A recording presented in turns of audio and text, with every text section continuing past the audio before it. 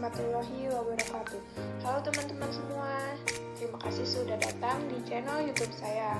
Nah, di sini saya akan menjelaskan dari materi kelas 8 yaitu teorema Pythagoras. Nah, apa sih teorema Pythagoras itu? Teorema Pythagoras merupakan sebuah aturan matematika yang bisa dipakai dalam menentukan panjang salah satu sisi dari suatu segitiga siku-siku. Nah, yang perlu kalian ingat dari teorema ini yaitu teorema Pythagoras hanya berlaku untuk segitiga siku-siku. Maka dari itu, tidak dapat digunakan untuk menentukan sisi dari sebuah segitiga lain yang tidak berbentuk siku-siku. Teorema Pythagoras masuk ke dalam salah satu materi dalam pelajaran matematika dasar yang mempunyai perluasan serta manfaat yang sangat banyak.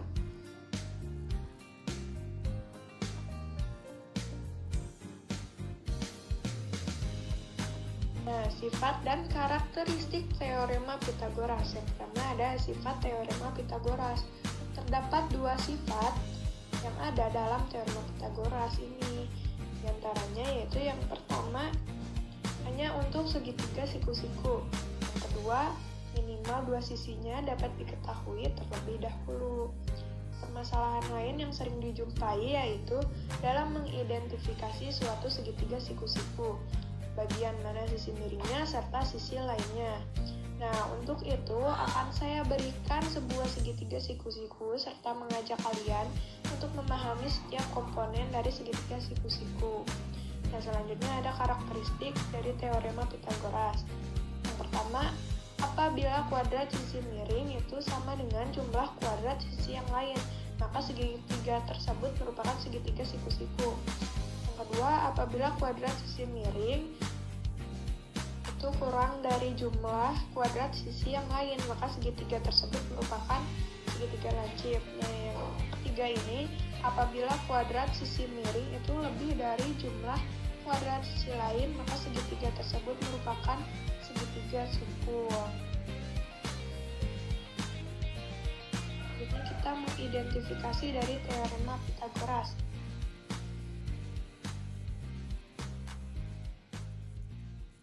Bisa kalian lihat ya, kalau di sini itu sisi miring itu yang ini ya. Ini sisi alasnya dan ini sisi tegak. Miring bisa disingkat dengan SM, sisi alas juga bisa disingkat dengan SA, sisi tegak bisa disingkat dengan ST. Nah, sisi miring ini berhadapan dengan langsung dengan sudut segitiganya.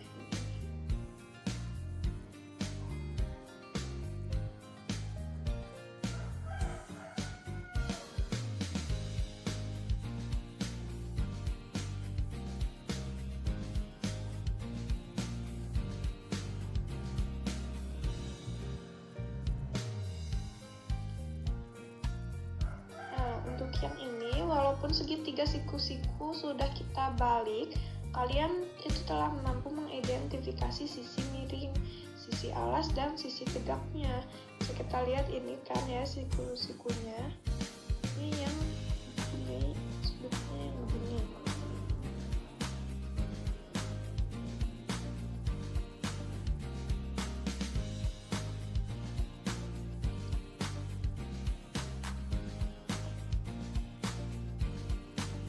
Rumus Pythagoras merupakan rumus yang diperoleh dari materi teorema Pythagoras.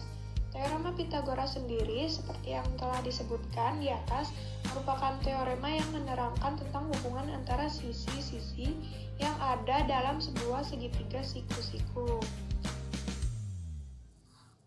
Ini ya rumusnya.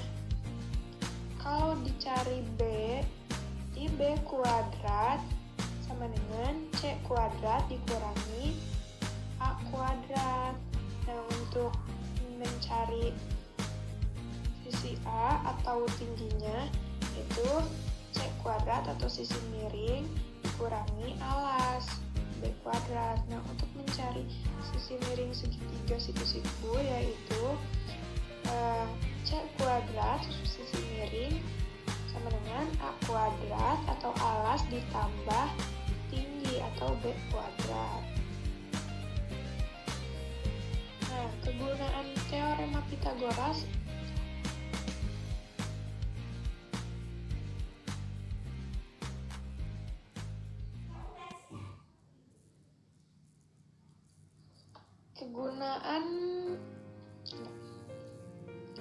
Kegunaan teorema Pythagoras. Nah, selain dimanfaatkan dalam menentukan panjang salah satu sisi segitiga yang tidak diketahui, dalil atau bunyi dari Pythagoras ini juga bisa dipakai dalam beberapa perhitungan. Di antaranya yaitu menentukan panjang diagonal persegi. Nah, diberikan persegi panjang A, B, C, D seperti yang terlihat pada gambar di bawah ini. Nah, garis AC ini merupakan garis diagonal persegi. Nah, apabila panjang sisi tersebut diketahui, maka panjang diagonal bisa kita hitung dengan menggunakan dalil Pythagoras berikut. Berarti AC kuadrat sama dengan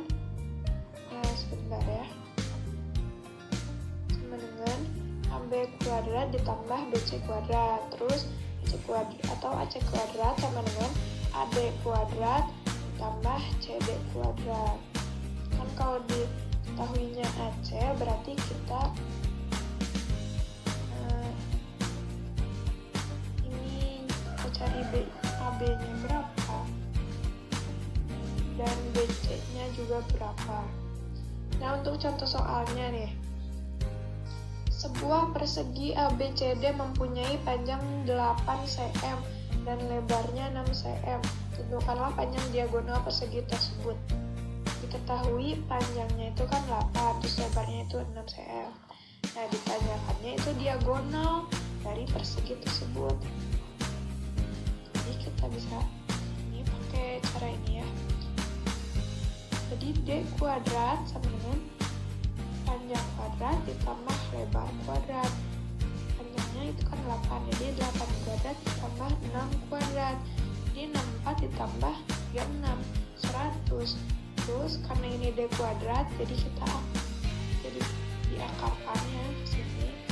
Jadi akar dari 100 yaitu 10 cm.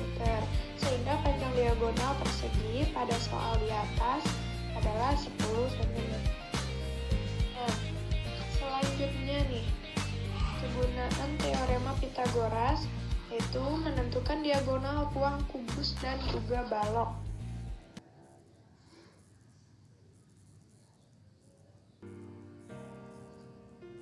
Diberikan suatu balok A, B, C, D, E, F, G, H seperti yang terlihat pada gambar ini ya. Nah, garis A ini dan G merupakan salah satu diagonal ruang dalam balok tersebut. Nah, panjang diagonal ruang AG bisa kita hitung dengan dalil Pythagoras seperti berikut ini ya. AG berarti sama dengan AC kuadrat ditambah CG kuadrat. AC ini sisi alas kan ya, dan CG tingginya.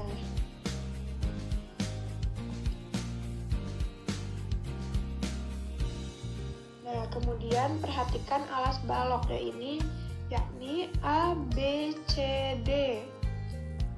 Berdasarkan dari bunyi Pythagoras, panjang diagonal AC bisa kita hitung dengan menggunakan rumus berikut.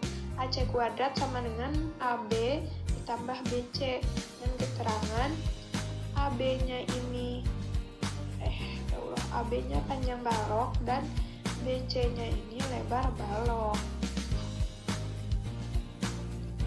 Sebab AC kuadrat sama dengan AB kuadrat ditambah BC kuadrat, maka rumus panjang diagonal ruang AG bisa kita ubah menjadi ini ya.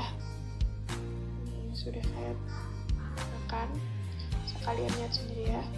Sehingga rumusnya akan menjadi ini.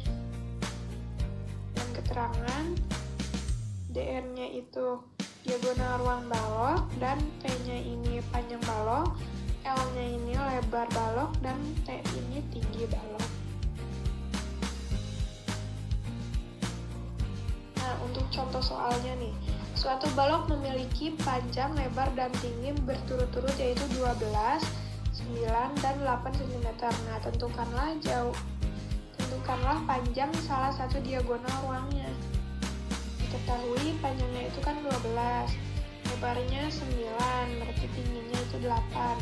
Ditanyakannya diagonal ruang, berarti diagonal ruang sama P kuadrat tambah L kuadrat tambah T kuadrat. Masukkan P-nya 12 kan ya, kuadrat. Terus lebarnya 9. Dan T-nya itu 8. Nah, 12 kuadrat itu 144, 9 kuadrat itu 81, dan 8 kuadrat itu adalah 64. Nah, tinggal ditambah 144 tambah 81 tambah 64 yaitu 289. Karena ini diagonal ruangnya kuadrat, sama kita diakarkan. Jadi akar 289 yaitu 17 cm. Jadi panjang diagonal ruangnya yaitu 17 cm.